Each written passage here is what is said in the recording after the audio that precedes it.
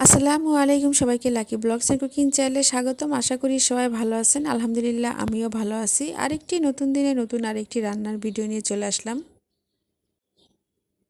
তো আজকে আমি কাঁচকলা দিয়ে রুই মাছের ঝোল রান্না আপনাদের সাথে শেয়ার করব। তো এখানে আমি কয়েকটি রুই মাছের টুকরা, মাথা, লেজ, কাঁসা নিয়েছি। আর এখানে 6টি কাঁচকলা নিয়েছি। এখন কাঁচকলার খোসা ছাড়িয়ে কেটে নিব। তো কাঁচকলার খোসা ছাড়িয়ে কেটে ভালো করে পানি দিয়ে ধুয়ে নিয়েছি। আর রুই মাছ ভালো করে পানি দিয়ে ধুয়ে পরিমাণ মতো লবণ এবং হলুদ দিয়ে মেখে নিয়েছি। এখন মাছগুলো ভেজে নিব। তো ফ্রাই প্যানে পরিমাণ মতো সরিষা তেল দিয়ে রুই মাছ দিয়ে দিয়েছি।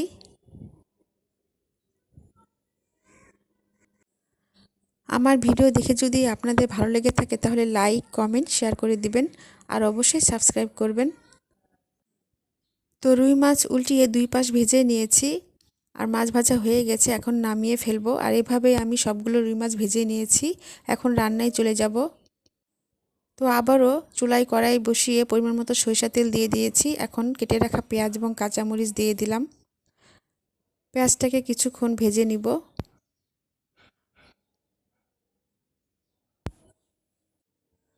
তো পেঁয়াজ কিছুক্ষণ ভেজে নিয়েছি। এখন পরিমাণ মতো আদা রসুন বাটা, পরিমাণ মতো হলুদের গুঁড়া, ধনিয়ার গুঁড়া, লাল মরিচের গুঁড়া, স্বাদ মতো লবণ দিয়ে একটু নেড়েচেড়ে দিব।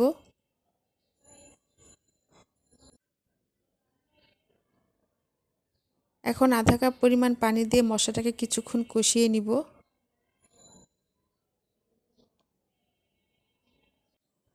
যারা আমার চ্যানেলটাকে সাবস্ক্রাইব করে আমার পাশে আছেন তাদেরকে অসংখ্য অসংখ্য ধন্যবাদ।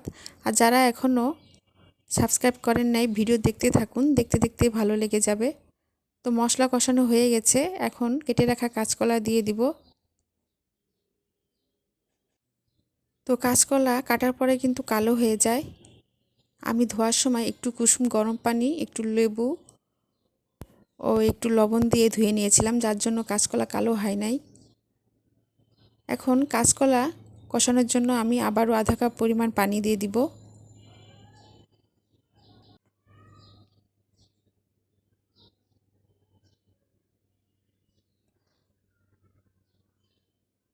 তাছাড়া কাঁচকলা কেটে তাড়াতাড়ি রান্না করে ফেলাটাই ভালো। কাঁচকলা কেটে রেখে দিলে বেশি কালো হয়ে যায়।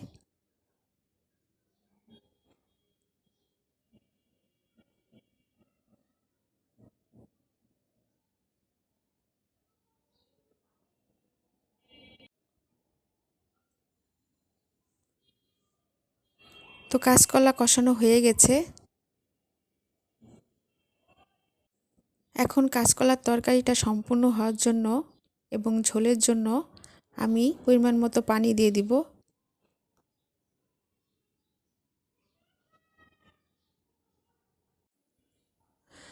আর কাঁচকলার তরকারি শরীরের জন্য অনেক ভালো।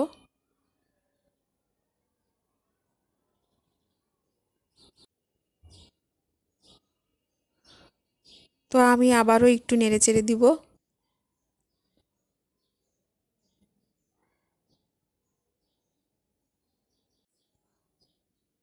এখন ভেজে রাখা রুই মাছ ঝোলের মধ্যে দিয়ে দিব। তো প্রথমেই রুই মাছের মাথাটা আমি দিব, এরপরে মাছগুলো দিয়ে দিব।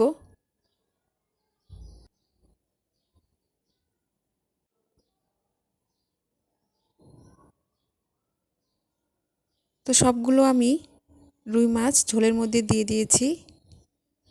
এখন একটু হালকাভাবে নেড়েচেড়ে দিব যাতে মাছগুলো না ভেঙে যায়। এখন ভাজা জিরে গুঁড়ো দিয়ে দিব। জিরেটাকে আমি আগে থেকে ভেজে গুঁড়া করে নিয়েছি। এখন 4টি আস্ত কাঁচামরিচ দিয়ে আবারও একটু নেড়েচেড়ে দিব। লাস্টের দিকে তরকারিতে কাঁচামরিচ দিলে তরকারির ফ্লেভারটাও সুন্দর হয় আর দেখতেও সুন্দর লাগে। তো কালারটা কিন্তু সুন্দর হয়েছে। আর আমি এরকম পাতলা ঝোলই রাখবো। কারণ পরে কাঁচকলায় ঝোল টেনে নেয়। তো কাঁচকলা দিয়ে রুই মাছের তরকারিটা কিন্তু হয়ে গেছে, এখন নামিয়ে ফেলবো।